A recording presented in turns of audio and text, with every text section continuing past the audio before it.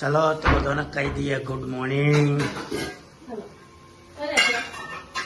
Good morning. तो हमारा रसोई घर चालू थी जाए।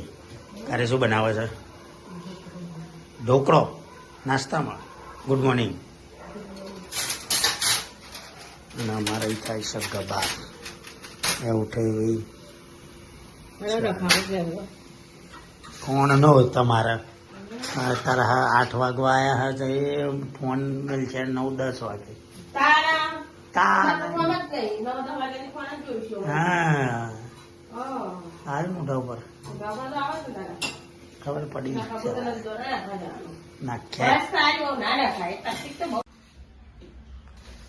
तो गाइस 10 वागवा आया है। अभी शाकभाजी गोठवानी छे। अभी काढ़ी को डब्बा ने डबल दियो साफ करो है साफ करो खाली मेला छ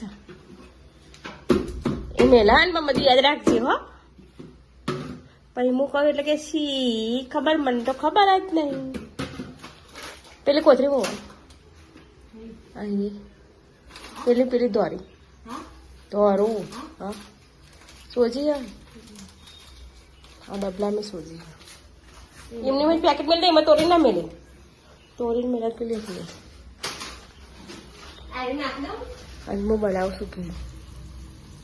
थी जी हो वहाँ गहवाना जी तो हो ना ये पाउडर हो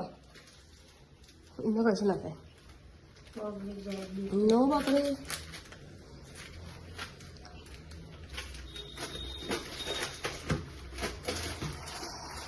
હા શેકવાના મેં નતા હાથમાં આવો અને આવું બદામ એ બદામ દળવાનું હોય પેલું હોય ને એ દળી ડબ્બા ભરી મૂકવાના તો એ મખાના કાઢવાના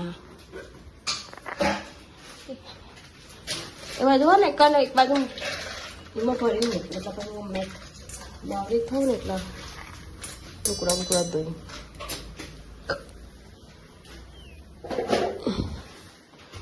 काले लाया था नाश्ता हो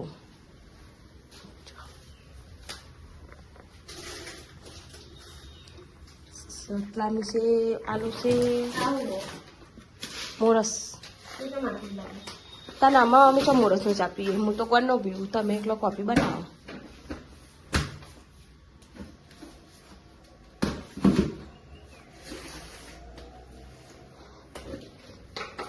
मिक्स दाल है नी एक डब्बो कर दिया बधी थोड़ी पड़ी है नी मही मैगी फैगी शाकभाजी तो गोठवानी है टुकड़ो धोवा जाऊँ छो बहार बनी जाओ पसी मत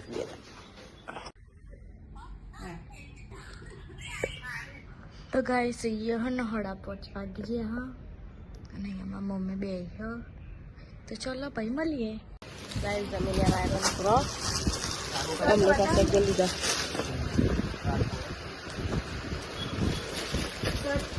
चलो प्लेट तो दो प्लेट में पैसा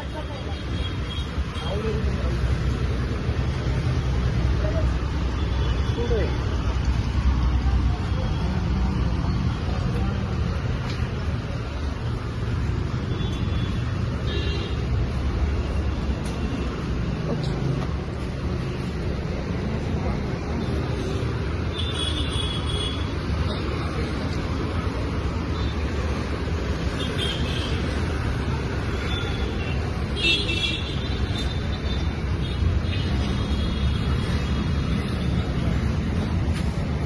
मशीन हज करावा नाखवानी छे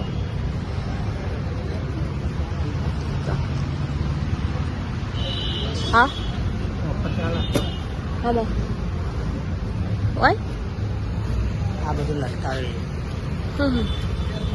આવી ચણિયા ફૂલ પહેરાવો પેલું સારું દેખાય કાળા કલરનું હાથી વાળું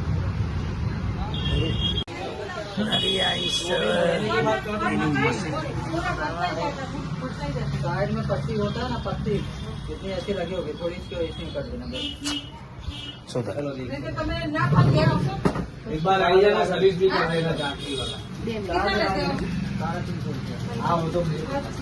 है उमेश भी जो बात करेगा લેવાઈ સારી છે ઓમ સિલેક્શનમાં તૈયાર બ્લાઉઝ મળશે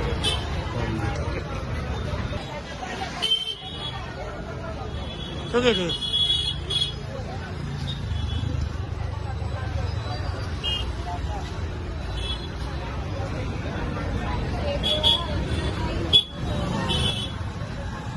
ભાઈ 8:30 થઈ ગયા હા ના રે ટીવી જોવો હ કરે ખાવ નહીં હાવ નહીં ખાઈ લીધું તું એ તો મારા પપ્પા અહીંયા ફોન જોવો હ અને રોટલા બનાવો હ શું શાક બનાવ્યું મિક્સ શું બને મિક્સ બટાકા ફુલેવર જલ્દી બનાય ને ભૂખ લાગે એટલા રોટા કરો એટલે થઈ ગયું જેસી કરો ખાસ આવડી સોરે ક્યાં હોય તો રોટી ના મેલા તારોડી ખબર ના પડે પાણી ના પડે તળ ના પડે મને તો આવે છે એમ તો ખીચડી ખાધી પડે કાઢી